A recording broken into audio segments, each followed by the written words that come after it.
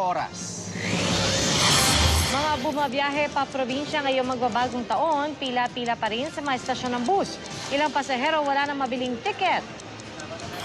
Mga biktima ng paputok at ligaw na bala, unti-unti nang dumarami ayon sa DOH, maging sa mga lugar na sinalanta ng Bagyong Yolanda. Seguridad sa mga tindahan ng paputok sa Bukawi, Bulacan na natiling mahigpit. Daloy ng trapiko mas maluwag kaysa noong nakaraang taon. Panibagong oil price hike, posible raw sumalubong sa mga motorista sa pagpasok ng 2014 ayon sa industry sources. Pero presyo ng LPG posible namang bumaba. Ilang bilog na prutas sa Divisoria, dumoble na ang presyo. Grammy Award-winning singer na si Patti Austin magko-concert mamaya para lumikom ng pondo para sa mga nasalanta ng Bagyong Yolanda.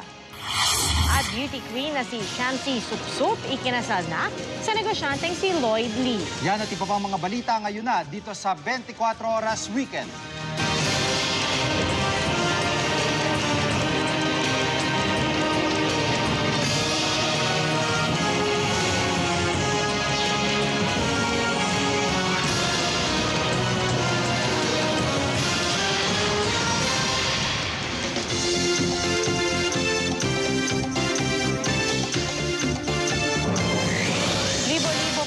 Pasahero sa Araneta Center Bus Terminal sa Quezon City na humahabol para makapagbagong taon sa kanilang mga probinsya. Sa dami nga po ng mga...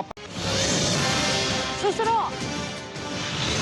Pagsalubong sa bagong taon, pinaghahandaan na ng mga biktima ng bagyo sa Tacloban City, Leyte. Pero ilang tindahan may iligal na paputok. Babae at kanyang sanggol patay sa panganak sa isang lying-in clinic sa Valenzuela City. Kumadrona ng klinika kinasuhan.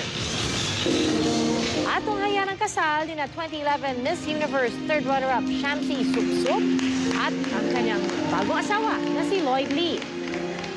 Tutok na mga kapuso dito sa 24 Oras Weekend. Susunod. 2011, Miss Universe 2011, third runner-up Shanti Supsup, ikinasal na sa businessman niyang nobyo. Tutukan yan dito sa 24 Oras Weekend.